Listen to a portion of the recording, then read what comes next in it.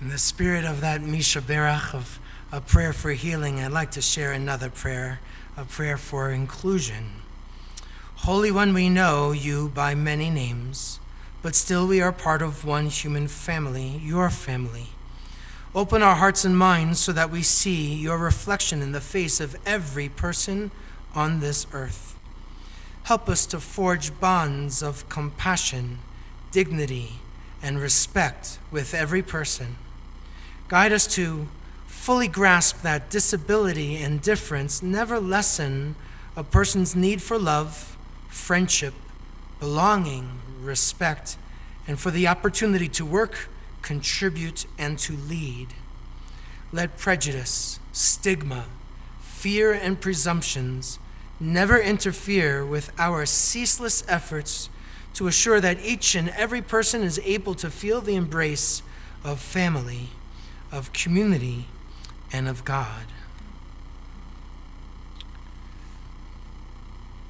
So, as we shared in the very beginning, we have done this kind of moment in the month of February with other congregations and organizations all around the country. A month dedicated to Jewish disability awareness, acceptance, and inclusion. Now, the acceptance and inclusion are the new additions to this long title because there is a recognition of a need to talk candidly and honestly and try and create some space where we can have such conversations and hear such messages. Now, unfortunately, we had a couple of friends, Liz and Leah, were supposed to come, congregants of ours here, a couple, and they were going to share their very personal stories in a way that brings such tremendous light in many ways into this space. Because whenever there is that sharing, we grow closer to one another and the stigma becomes smaller. The things that envelop us start to fall out, and then we can see each other just as who we are, human beings created in God's image. Unfortunately, Liz had some emergency surgery yesterday, her gallbladder to be removed, and so they are together and home, and she is recovering and doing well, but now you're stuck with me and this voice. When we started talking about this Disability Awareness Month so many years ago now, people were still having conversations about making inclusion an idea where people who are different would be welcomed. Let's do something special for others who might be different. But that's not really inclusion. And this Awareness Month is to try and push that envelope further. Inclusion is about providing a safe place where everyone gets to bring their own gifts. And those gifts will be celebrated by an entire community. That is what inclusion means to me. And this campaign, this awareness campaign, has been expanding, and again, as I mentioned earlier, to talk about including people with mental health challenges. So often we think of disability and the physical challenges, but we also have to know that disability includes invisible kinds of challenges, things that you might not see, which we've experienced in our family, to be sure. But there are so many people who live with mental illness who feel that there is not a safe place for them to come, where they can't be open and they aren't going to be welcomed, that they feel unworthy of being part of a community or unworthy of even God's love. And we are here to say that that can no longer be the case. And on so many levels, to be able to express and mean it and live it out, that this has to be a safe place for all who want to enter, sanctuary. So my first, encounter with mental illness was really my mother, but I didn't understand it at the time. she lived with times in her life that I've noticed where she just didn't get out of bed, and she was this beloved, popular Jewish educator in New York. People respected her, people celebrated her, teenagers kind of really groaned to her, which as a kid I found totally annoying. And she made an incredible impression on so many people's lives, and certainly me, my greatest mentor, and yet I couldn't understand why it was so hard for her to get out of bed. And that, for a young kid, without having a bigger picture, sometimes made me angry. What did I really understand? I don't think she totally understood. And later, as my father becomes ill and dies, my mother's world became smaller and smaller and smaller, and her depression became greater and greater and greater, and really all-encompassing. She didn't go out, she didn't see her friends, she couldn't work. People would ask all of the time in this small Jewish community of ours, where she was really very popular as a teacher and as a religious school principal and tutoring kids for a B'nai Mitzvah for all of these years when she first started off with all of that Jewish education stuff. People would always ask about Bobby, and it was lovely, and it was also really challenging on how, as a teenager or someone in his early 20s, how do I answer that to explain how my mother kind of shut down? Where did she find the strength to carry on?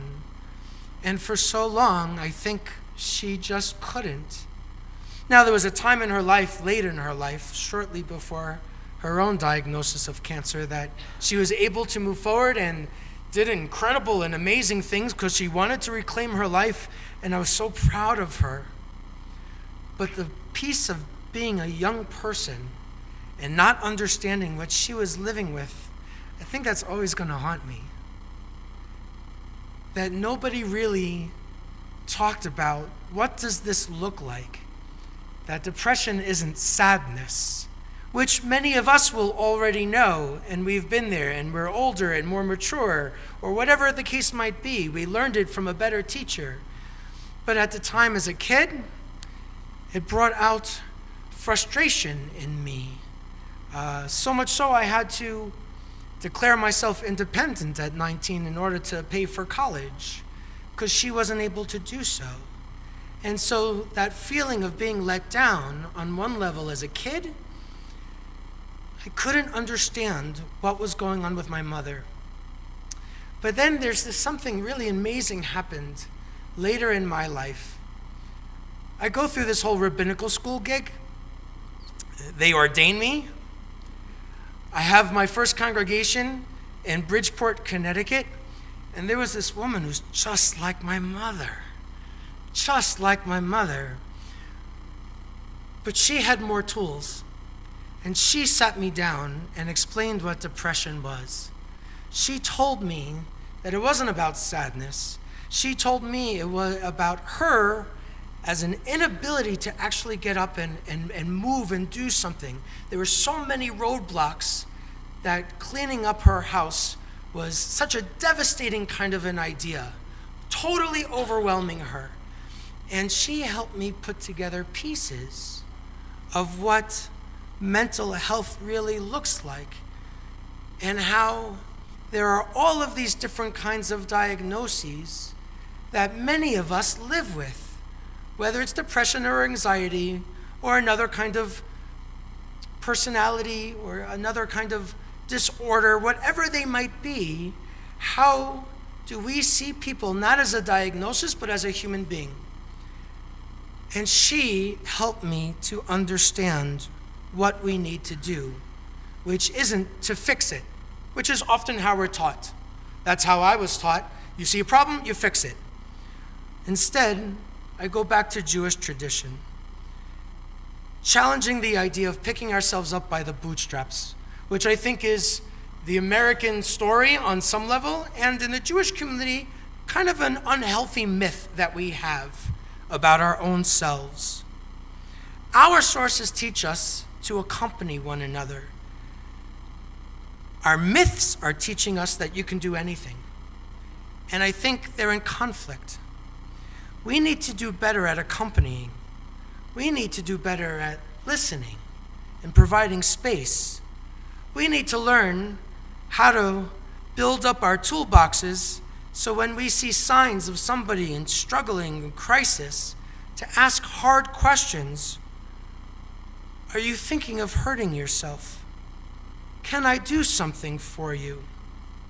Now, there's a popular idiom out there: when somebody's sick, we bring a casserole. But if you're dealing with depression or anxiety, well, then nobody's going to bring that casserole. It's only the physical stuff that we're really concerned about.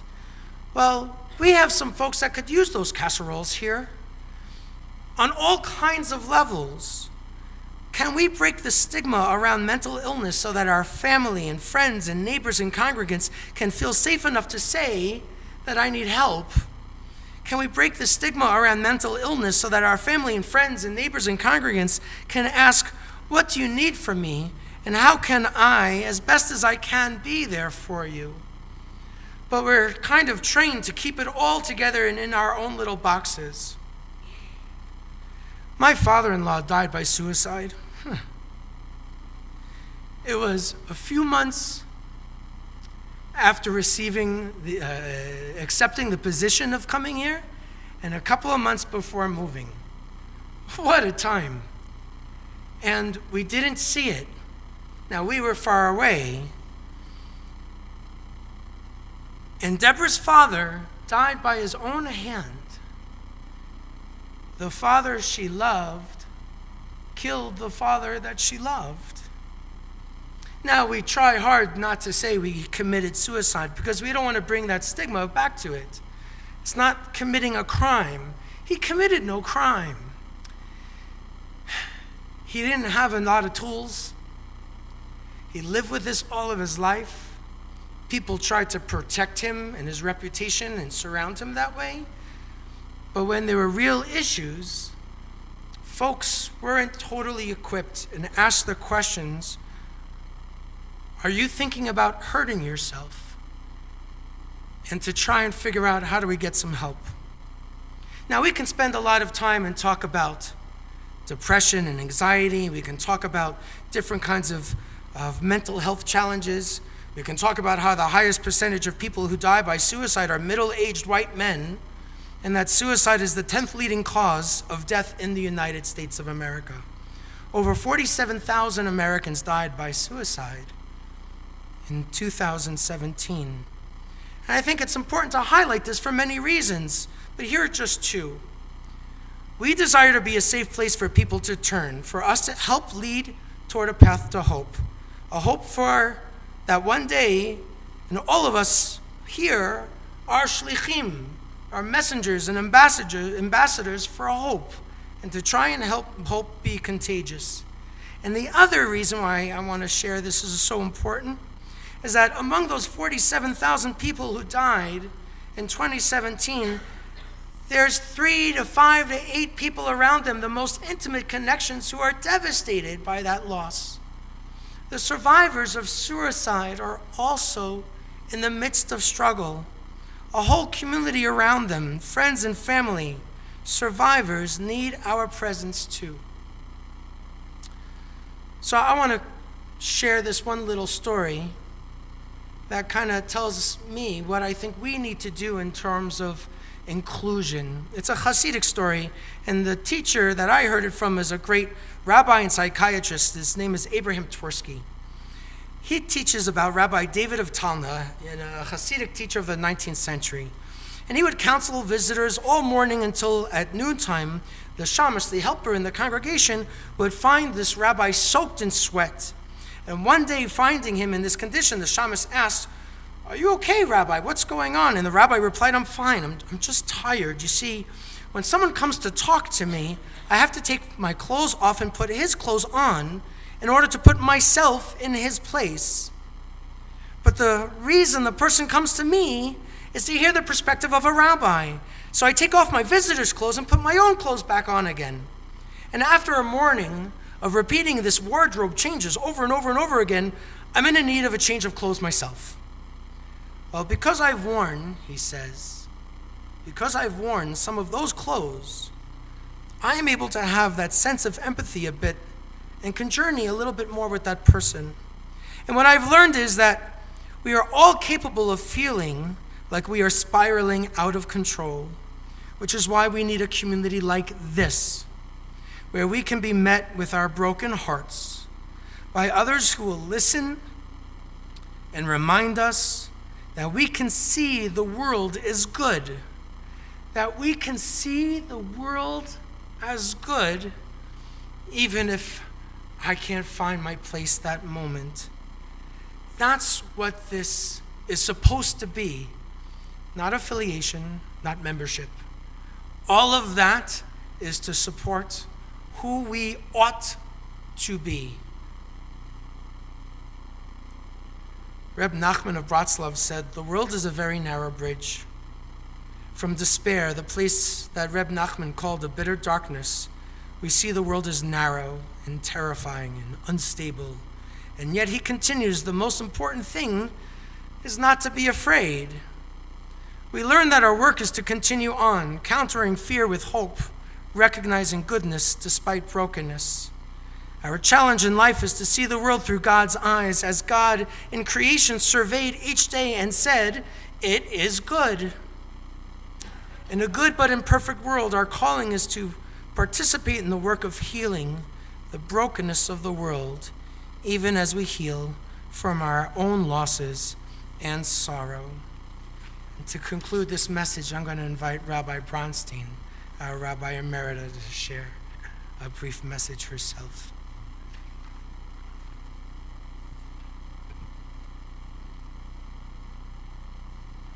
You know, I'm so grateful for your words this evening, Rabbi Green, and I hope that they're the beginning of really reaching out and making home here. I struggled with a terrible depression between the time I was 19 into my early 20s, and my parents would never have said anything about it at their synagogue, and no one would have said anything back to them. And I was completely unaware of it, but it was just a terrible burden that they carried by themselves. So some of you know that I have at different times struggled with depression, and I wrote a prayer that I'm about to read to you when I was feeling better for people who are still in their dark places. So this is the prayer. If darkness descends upon you, or some chaos of mind, if anxiety or dread crush down upon you, if an agony or pain touches your soul, yours or one you love, I pray that you will struggle to believe that you are not alone, that darkness passes, and that there are opening ways into hope for everyone, including you.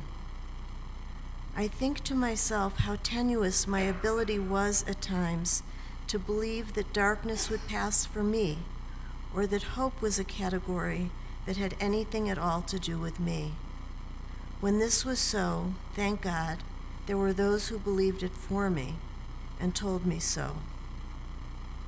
If I could speak to you right now, I would tell you that God's promise of presence isn't just for some people, the sunshine people I used to call them, but for everyone, and that what you are feeling right now is not forever. If I could speak to you right now, I would ask you to remember a moment of inexplicable goodness, a kindness done by someone else or by yourself, and know that this deed, this moment, is as real as anything else you know. And I would observe that the light of the human soul, your own soul, is brighter than you might think, and that even at its most fragmented, it is always whole.